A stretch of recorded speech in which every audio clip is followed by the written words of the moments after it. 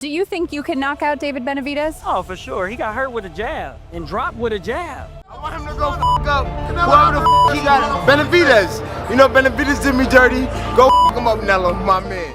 In combat sports, there is one thing every real fighter knows. You can talk, you can hype yourself up, you can post whatever you want on social media. But the second that bell rings, the truth always comes out. Is that dog or monster? What do you mean, bro? I mean, this name, the monster is butch, really butch.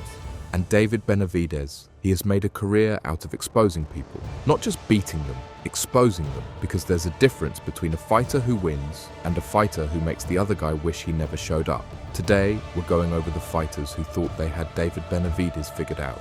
The guys who talked the most, the guys who were sure they had an answer. And we're going to watch, one by one, as every single one of them got their answer back. Hard. Before we get into the fights, you need to understand something about David Benavidez. I just want to be the best of my era, and whoever they need me to fight next, I want to unify all 4 titles. So if that's next, that's next. I had him in camp sparring with Golovkin, and it's probably the best sparring I ever had up there in Big Bear for Golovkin. This man is not a normal boxer. He is 6 feet tall and fighting at super middleweight, which is already unusual. He throws volume punches like a lightweight, but hits like a man twice his size. And unlike most fighters who get dangerous when they're angry, Benavidez gets dangerous when he's calm. That's the part people miss. His opponents study the tape, they see the aggression, and they think, if I stay calm and pick him apart, he'll get frustrated. He'll make mistakes. Every single guy who thought that ended up face down on the canvas or holding on for dear life. But here's the thing, most people don't realize. Benavidez doesn't just beat you. He waits for you to believe you're winning, and then he takes everything away. The 4 fighters we're covering today, Julian Love, Anthony Dirrell, Caleb Plant, and Demetrius Andrade. Each one of them stepped into that ring thinking they had something special. Each one of them learned an expensive lesson. Julian Love was not a nobody. He had a solid record, he had experience, he had confidence. Too much confidence. Before this fight, Love was out here talking like David Benavidez was some kind of amateur. He was questioning David's discipline and lifestyle choices, implying that Benavidez wasn't serious enough to be a real champion. If Porky Medina puts you to sleep, what you think I'm gonna do to you? You ain't even punching like that. Relax. I know. I'm not out you all cold, huh? It's cool. This guy is a dickhead. Straight up, can swallow a bunch of bars. That dude, I want to slap the shit out of him, man. Sir, at the end of the day, I'm right here, though. I'm right here, too. I'm right here. Okay, I ain't never met one. Gentlemen, Saturday night. Saturday, we'll all be here. Saturday night, we'll all be here. Wait a minute, gentlemen. Hey, guys. No, guys, come on. Love looked at David's past personal issues and saw weakness. That was his first mistake. The first couple of rounds, Love actually looked decent. And for a moment, you could see it in his eyes. This is working. I've got this. But here's the thing about fighting Benavidez. He lets you feel comfortable, and then slowly, he starts walking through it. When the end came, it wasn't even a surprise. Benavidez trapped him in the corner, and it was like watching someone try to survive a storm with an umbrella. The referee stepped in, and just like that, Julian Love, the man who questioned David Benavidez's seriousness, was standing there, looking at the floor, wondering what just happened. The trash talk was over. The smirks were gone. Anthony Dirrell was a former world champion, and that experience gave him a certain kind of attitude. Dirrell wasn't just talking trash, he was dismissive. He treated the whole thing like it was a step below him. He talked about how Benavidez was reckless and how his style was easy to figure out. Do you think you can knock out David Benavidez? Oh, for sure. He got hurt with a jab and dropped with a jab. I hit harder than Gabriel. I promise I do. But what Dirrell forgot is that knowing how a hurricane moves doesn't mean you can stand in front of it. For the first few rounds, Dirrell tried to box. He used his footwork and his jab. But then right around the middle of the fight, the shift happened. Benavidez stopped trying to chase him. He started cutting angles. Every time Dirrell engaged, he paid for it. The body shots were landing, the hooks were landing, and Dirrell, the composed former champion, started surviving instead of fighting. The final rounds were not pretty for Anthony Dirrell. The man who walked in cool and unbothered was now tired, hurt, and just trying to get through the rounds. When the final bell rang and the decision was read, there was no argument. Thread just right now, just getting battered by David Benavidez. I got him up these last 4 rounds. That's it. They're going to stop the fight right now.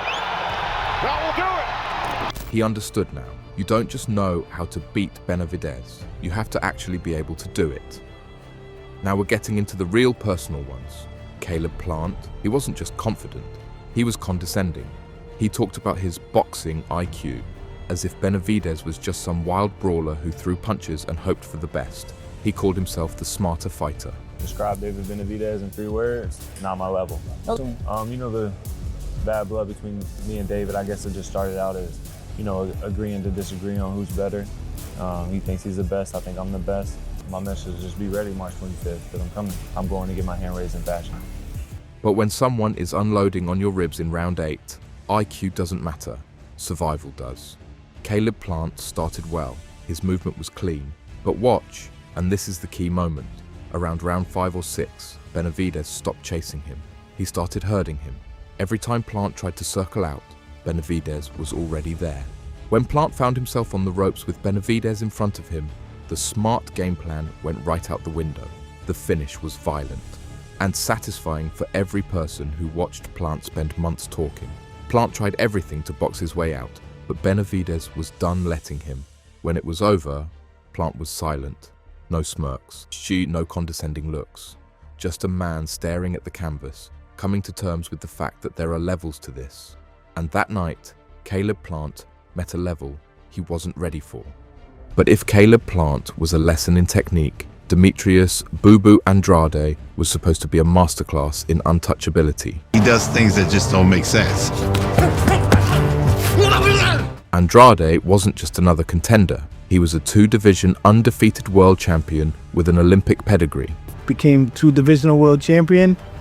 Looking to make my 3rd now. For years, he was the boogeyman of boxing, the guy elite fighters avoided because he was too slick and too technical to look good against. I'd like a fight with you against Gennady Golovkin. Por esa pelea. Yes, absolutely. It would be really good. I think this would be a great fight for the public, so I'm very excited about that fight. And he refuses to say, I want to fight the champion.